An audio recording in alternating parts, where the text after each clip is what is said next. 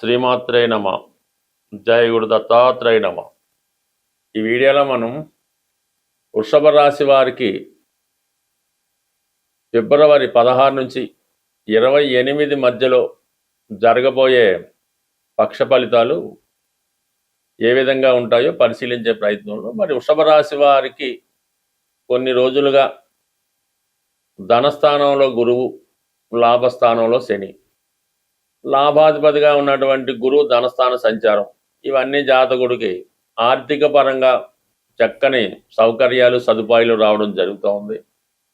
ఊహించిన దానికన్నా ఏదో విధంగా సమయానికి ధనం అందడం, కుటుంబ సభ్యుల విషయంలో కూడా వాళ్ళు జాతకుడికి పూర్తిగా సహకరించడం, కుటుంబంలో జరపవలసినటువంటి అన్ని కార్యక్రమాలు, శుభకార్యాలు కానీ, పూజలు కానీ, వ్రతాలు కానీ ఎప్పటికప్పుడు పూర్తి చేస్తూ జాతకుడికి చాలా ధైర్యాన్ని ఇవ్వడం జరుగుతుంది ఈ రెండు గ్రహాలు కూడా.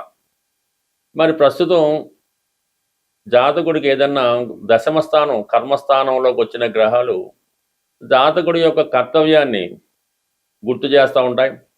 ఆ ప్రయత్నం చేయడం వల్ల కానీ, ఆ ప్రయత్నం ద్వారా వచ్చిన ఫలితాన్ని పొందడం కానీ జరుగుతూ ఉంటుంది. మరి ప్రస్తుతం ఈ పక్ష ప్రారంభంలో దశమ స్థానంలోకి 4 గ్రహాలు రావడం జరిగింది. ఆల్రెడీ అక్కడ రాహు ఉండగా మిగతా 3 గ్రహాలు వచ్చి ఇంచుమించుగా ఈ నెలంతా కూడా అక్కడే స్టే చేయడం జరుగుతూ ఉంటుంది. ప్రధానంగా రవి రాశి వారికి చతుర్థాధిపతిగా దశమ స్థానంలో దిగ్బలై ఉంటాడు. రవి అంటే దశమ స్థానంలో రవి వచ్చాడంటే జాతకుడు వృత్తిపరంగా చాలా కఠినంగా నిర్వహించడం జరుగుతూ ఉంటుంది. ఎవరి మాట వినకుండా తనే మోనార్కుగా ప్రకటిస్తుంటాడు. అలాగే వృత్తిపరంగా చాలా కాన్ఫిడెన్స్ ఏర్పడుతూ ఉంటుంది. మరి ఈ సందర్భంలో ఏదైనా కొత్త ఉద్యోగం కొరకు ప్రయత్నం చేస్తుంటే దానివల్ల కూడా జాతకుడు కొన్ని అవకాశాలు రావడం కానీ, ఉన్న ఉద్యోగంలోనే ప్రమోషన్ రావడం కానీ, అధికమైనటువంటి బాధ్యతలు పెరగడం కానీ జరిగే అవకాశం ఉంది.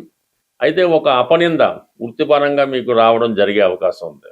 లేదంటే మీ తల్లిగారికో, మీ కుటుంబంలో ఎవరికో, మీరు ఎవరినైతే ఆత్మీయులుగా చూస్తారో వాళ్ళకి ఏదైనా ఒక హెల్త్ ప్రాబ్లం కానీ, వారి మీద ఒక అపవాదు కానీ వచ్చే అవకాశం ఉన్నది.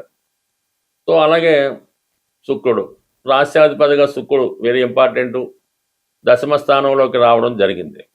అంటే స్వయం కృషితోనే మీరు ఎవరి సహాయ సహకారాలు లేకుండా మీరు ఏదైతే వృత్తిలో ప్రవేశిద్దాం అనుకున్నారో, లేదంటే ఏ కార్యక్రమం నిర్వహిద్దాం అనుకున్నారో ఆ ప్రయత్నం మీకు చాలా వరకు సక్సెస్ అవ్వడం జరుగుతూ ఉంటుంది. అంటే ఇక్కడ ఈ శుక్రుడు రాహుతో, మిత్రగ్రహం అనేటువంటి రాహుతో కలిసి ఉండడం వల్ల ఏదైనా ఒక ఖర్చు విషయంలో కానీ, ఏదైనా ఒక వెంచర్ వేయడంలో కానీ, ఒక పార్టీ చేయడంలో కానీ చాలా ఎక్కువ ఖర్చుతో కూడుకున్నటువంటి వ్యవహారాలు చేయడం జరుగుతూ ఉంటుంది. అంటే రాహు శుక్రుడు కలిసినప్పుడు వ్యక్తిగతంగా జాతకుడు కూడా లగ్జరీ ఐటమ్స్ మీద ఎక్కువ ప్రాధాన్యత ఇవ్వడం జరుగుతూ ఉంటుంది. ఒక గృహం కొనాలన్నా, ఒక ఇల్లు కొనాలన్నా ఈ సమయంలో తన స్థాయిని మించి ఖర్చు పెట్టి ఆ కార్యక్రమం నిర్వహించవలసి ఉంటుంది. అదే ఇదే సమయంలో మీరు ఏదో ఒక శుభకార్యం, అది మీకు కానీ, మీ కుటుంబంలో ఒకరికి కానీ చేయడం వల్ల, ఒక పెళ్ళో ఇంకొక ఎంగేజ్మెంట్ లాంటిదో చేయడం వల్ల దాని కొరకు కూడా మీరు చాలా అద్భుతంగా, విలాసంగా మీ యొక్క నేమ్ చాటే విధంగా ఎక్కువ ఖర్చు పెట్టడం జరుగుతూ ఉంటుంది. మొత్తం మీద కార్యక్రమం సక్సెస్ అవుతుంది. ఆర్థిక పరంగా కూడా ఎక్కువ ఖర్చు అవ్వడం జరుగుతుంటుంది. మొత్తం మీద మీ ఉనికిని చాటుకోవడం జరుగుతూ ఉంటుంది.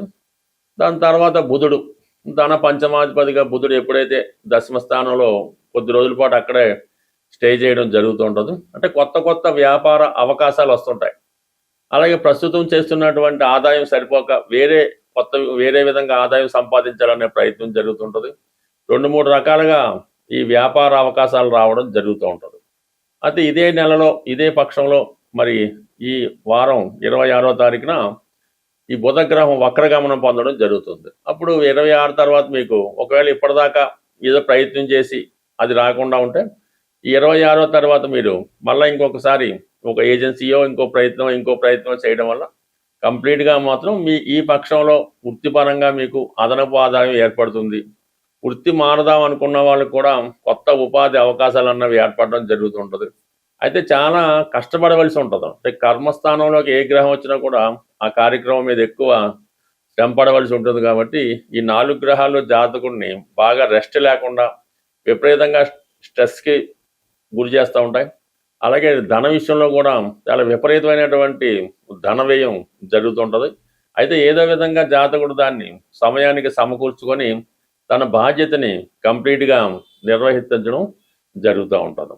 ఇక ఫైనల్గా కుజుడు మరి సప్తమ వ్యయాధిపతిగా భాగ్యస్థాన సంచారం చేయడం జరుగుతూ ఉంది. ఇది ఒక విధంగా మీ యొక్క పార్ట్నర్స్కి కానీ మీ జీవిత భాగస్వామికి కానీ ఒక గొప్ప అభివృద్ధి కానీ అవకాశం కానీ రావడం జరుగుతుంటుంది. అంటే మీ భార్యకి లేదంటే భర్తకి ఇప్పటిదాకా ఉద్యోగం లేకపోతే కొత్తగా ఉద్యోగం రావడం కానీ, వారికి ఏదైనా దూర ప్రాంతంలోనో విదేశంలోనో ఉద్యోగ అవకాశాలు రావడం కానీ జరిగే అవకాశం ఉన్నది. అందువల్ల ఏంటంటే ఆ ప్రయత్నం చేయడం వల్ల కంప్లీట్గా చాలా వరకు మరి జీవిత భాగస్వామితో ఉన్నటువంటి విభేదాలు కూడా తొలుగుతుంటాయి. వారికి ఆదాయం పెరుగుతూ ఉంటుంది. వ్యక్తిగతంగా ఈ సమయంలో మీరు ఏదైనా కొత్త ప్రయత్నం చేయడం కూడా చాలా వరకు నెరవేరుతూ ఉంటుంది. అంటే ఓవరాల్గా దశమ స్థానం పైన ధనస్థానంలో ఉన్నటువంటి గురువు యొక్క భాగ్య దృష్టి పడడం వల్ల దశమ స్థానంలోకి వచ్చినటువంటి ప్రతి గ్రహం కూడా ఈ గురువు యొక్క దృష్టి వల్ల మీకు అనుకూలమైన ఫలితాలు మాత్రమే ఇవ్వడం జరుగుతూ ఉంటుంది. ఎవరికైనా సరే ఇప్పుడు ఉన్నటువంటి స్థితిలో వ్యాపారం చాలా బాగా జరిగి సడన్గా ఆగిపోయి రొటేషన్ ఆగిపోయినా, గృహంలో ముఖ్యంగా ఇంట్లో వివాహాలు జరగకుండా, మరి మగపిల్లలు సరైనటువంటి సెటిల్మెంట్ లేకుండా ఆ కుటుంబం అశాంతితో ఉన్నప్పుడు మొత్తం మీద ఆర్థికపరమైన సమస్యల సాల్వేషన్కి, వ్యాపారంలో అభివృద్ధికి, అలాగే శుభకార్యాలు తొందరగా జరగడానికి ఒక గొప్ప పరిహారం అన్నది చెప్పడం జరిగింది. అది శాస్త్ర గ్రంథాల్లో పెద్దలు చెప్పడం వల్ల అనుభవజ్ఞులంటి సలహా మేరకే ఈ యొక్క ప్రయోగం మీకు చెప్పడం జరుగుతుంది. దీన్ని ప్రాక్టికల్గా అమలు చేయడం వల్ల కూడా చాలామంది చాలా తొందరగా సక్సెస్ అవ్వడం జరుగుతూ ఉంటుంది. ఇప్పుడు ప్రధానంగా అందరూ కూడా ఈ పటిక అన్నది బయట కట్టడం కానీ, ఇంట్లో పెట్టుకోవడం కానీ, పటికని పూజించడం కానీ జరుగుతుంది. అంటే దాన్ని ఇంగ్లీష్లో లైమ్ అంటారు. అది వాటర్ ప్యూరిఫికేషన్ కోసం గతంలో వాటర్లో కలుపుతుండేవారు. ఇప్పుడు విరివిగా అన్ని పూజా స్టోర్స్లో కూడా దొరుకుతుంది. ఇది ప్రధానంగా పటిక. అంటే పటిక అన్నది అక్కడ ఉన్నటువంటి నెగిటివ్ ఎనర్జీ, ఏ రకమైనటువంటి నెగిటివ్ ఎనర్జీ అన్నా దాన్ని రిమూవ్ చేయడం జరుగుతూ ఉంటుంది. అందుకని ఈ సమయంలో మీరు పటికని ప్రధానంగా తీసుకోవాల్సి ఉంటుంది. అయితే ఒక 300 గ్రాములు, ఎక్కువైనా తక్కువైనా పర్లేదు, ఒక 3 ఈ పటిక ముక్కలు తీసుకోవడం జరుగుతుంది. అలాగే ఎరుపు క్లాత్, ఆకుపచ్చ రంగు క్లాత్, పసుపు రంగు క్లాత్, అంటే 3 రంగులు విడివిడిగా ఒక పాకెట్ సైజు, హ్యాండ్ కర్చీఫ్ సైజులో ఉంటే సరిపోతుంది. అవి ఖచ్చితంగా కొత్తవి మాత్రమే అయి ఉండాలి. ఈ ఎరుపు రంగు క్లాత్లో ఈ 300 గ్రాములు, ఎక్కువ తక్కువైనా పర్లేదు, ఒకే ముక్క పటిక వేయవలసి ఉంటుంది. దాంట్లో ఒక రాగి కాయిన్, డాలర్ కానీ రాగి కాయిన్ కానీ వేసి దాన్ని ఒక మూటగా ఎరుపు రంగు దారంతో కట్టవలసి ఉంటుంది. అలాగే పసుపు రంగు క్లాత్లో, ఈ దేవబ్రహ్మాండ సైజు పసుపు రంగు క్లాత్లో ఈ పటిక ముక్క, ఒక దుంప పసుపు అని ఉంటుంది, అటువంటి పసుపు కొమ్మ ఒకటి వేసి పసుపు రంగు దారంతో దాన్ని మూటగా కట్టవలసి ఉంటుంది. ఇక ఆకుపచ్చ రంగు క్లాత్లో ఈ పట్టిక, అలాగే సిల్వర్ కాయిన్, తక్కువైనా ఎక్కువైనా కాయిన్ అయినా పర్లేదు, సిల్వర్ అయినా పర్లేదు, అందులో వేసి ఆకుపచ్చ రంగు దారంతో దాన్ని మూటగా కట్టవలసి ఉంటుంది. దాని తర్వాత ఈ 3 కలిపి ఒక తాడుతో శుభ్రంగా కట్టి, అది వ్యాపార సంస్థ అయితే వ్యాపార సంస్థ బయట, అంటే గుమ్మం, అంటే ఎవరైతే ఖాతాదారులు వస్తూ పోతూ ఉంటారో దానిపైన కట్టవలసి ఉంటుంది. అదే ఇంట్లో అయితే గుమ్మం పైన, అంటే గుమ్మం కింద మనం నడిస్తే పైన ఈ మూట ఉండే విధంగా మీరు అరేంజ్ చేసుకుని, కట్టే ముందు మాత్రం మీకు అనుకూలంగా ఉన్నటువంటి ఏ సాధనతారో, క్షేమతారో, లేదంటే ఏ బుధవారం ఆదివారం చక్కగా ఎవరికన్నా పెద్దవారితో కానీ, మీకు సర్వెంట్ ఉంటే వాళ్ళతో కానీ పైన కట్టించి వాళ్ళకి ఎంతో కొంత దక్షిణగానో బహుమతిగానో ఇవ్వాల్సి ఉంటుంది. కట్టిన ముందు మాత్రం ఒకసారి సాంబ్రాణి పొగ వేస్తే సరిపోతుంది. ఈ విధంగా చేయడం వల్ల చాలా తొందరగా మరి తిరిగి మీ వ్యాపారం పుంజుకోవడం, ఆగిపోయినటువంటి మీ అభివృద్ధి, శుభకార్యాలు ఏదో ఒకటి కంప్లీట్గా కొంత మూమెంట్ మాత్రం తొందరగా రావడం జరుగుతూ ఉంటుంది.